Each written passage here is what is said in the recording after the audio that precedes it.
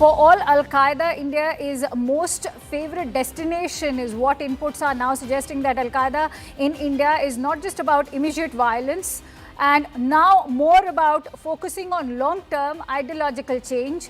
Because remember, in October this year, Pune ATS arrested Zubair Ilyas Hangargekar under the UAPA for his links to the Al-Qaeda and Al-Qaeda, particularly in the Indian subcontinent, which is the AQIS.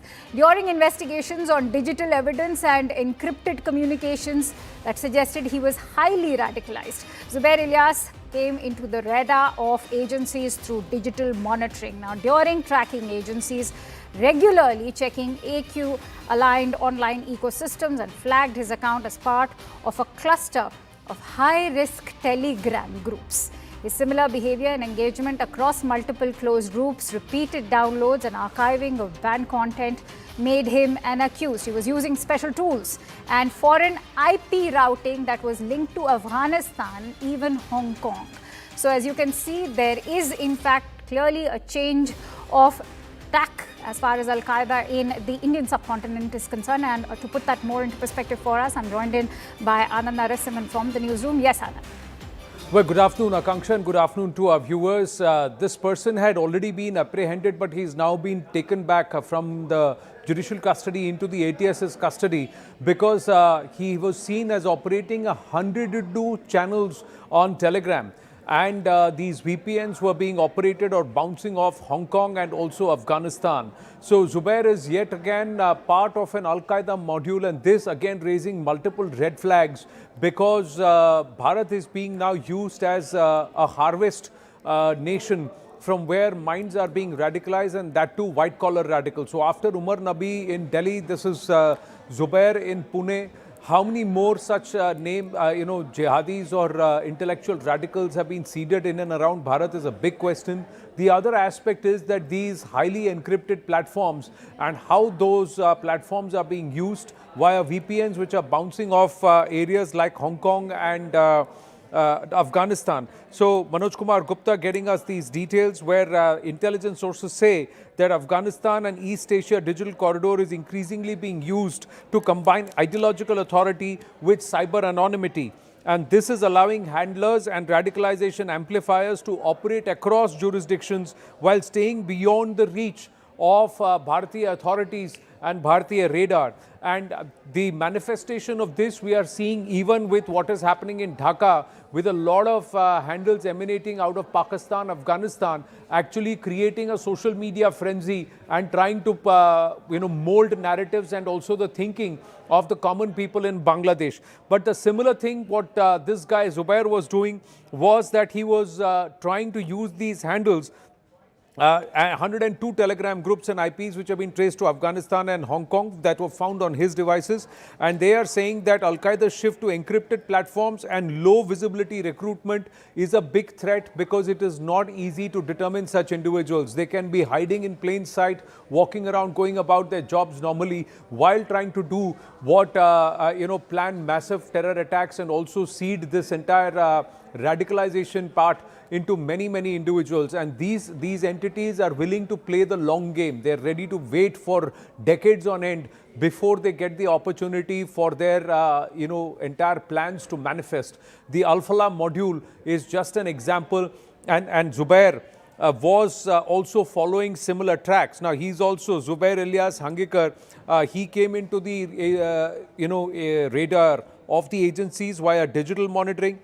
His arrest was made and he was in ATS custody till the 3rd of Jan. He's in ATS custody till 3rd of Jan 2026. But the Pune ATS actually arrested him in October 2025 for what his activities were. At that time also they did not know that he was operating as many as 102 channels on Telegram. So you see how motivated, radicalized and also focused these entities are.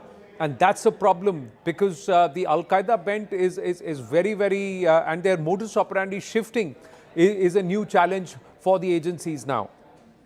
It's interesting you highlight that the modus operandi has shifted because remember when the United States was dismantling Al-Qaeda, they said that the central leadership has been destroyed. By going by what inputs we are now gathering as far as India is concerned, or even what's happening in Bangladesh, how would you assess the new face of Al-Qaeda? Well, what they are trying to do is seed ideological conditioning, banned content, radical content, which they are trying to seed via online encrypted platforms. And because the penetration of mobile phones is done for good, along with that comes a certain amount of bad too, because people are consuming content on the privacy of their phones, and they are isolated individuals, and they don't know that in the same room there may be 20 individuals consuming the same radical content without knowing that the other person is also on that same platform. And this radical conditioning, ideological conditioning over a period of time keeps them ready, and it's like harvesting them and ready for plucking, ripe for plucking at the right moment. And when they want to unleash a certain level of mayhem on the streets, or to try and put to plans or put to action certain devious plans to tear through the social fabric of Bharat, these people will come in handy, and because they are hiding in plain sight, none will be the wiser. So that's their modus operandi, and they say that this is very clearly now underlining the white-collar, digitally radicalized profile that operates below the counter-terror radar. So this is the new nature of terrorism that now our authorities and Bharat will have to deal with. Absolutely, and if we look at this white terror module now, which is also plaguing Jammu and Kashmir, actively spreading its tentacles all the way to the national capital, what is the role of digital platforms, particularly like Telegram, encrypted platforms as well? Well, one cannot just blame one platform, but digital privacy. Everybody wants digital privacy, so platforms are encrypted. Each platform boasts of higher levels of encryption and higher levels of privacy. So while privacy must be respected, but those lines in terms of safeguards and guardrails have to be drawn. Platforms need to be made accountable for content which is published on them, and those who are publishing content should be branded publishers, and they should be brought under the IT Act, and they should be brought under the Representation of People's Act, etc., or multiple aspects of the Bharatiya Nyaya Sanhita. Otherwise, there will be no accountability. Anybody and everybody can start a platform from wherever they want and then spew whatever kind of vitriol and start indoctrinating people. And this is such a vast territory that it's very difficult to monitor. And if you ban it legally, then there will be VPNs that will be used, and already these people are using VPNs, which are again very difficult to monitor. But what is important is that, be it in the case of the Al-Falah module, Dr. Umar Nabi and the others, or in the case of Zubair Hangekar, Zubair Ilyas, the issue is that the individuals had no prior criminal history. One, both held socially respectable professional identities, and in both cases, youth were radicalized primarily through online ideological content being pushed to them rather than physical training camps. So that means terror outfits now are shifting towards using educated professionals for credibility, discretion, and also network access. And more importantly, it's easier to indoctrinate, train them, and they don't need to be brought together physically, so they can be below the counter-terror radar altogether. This is a very, very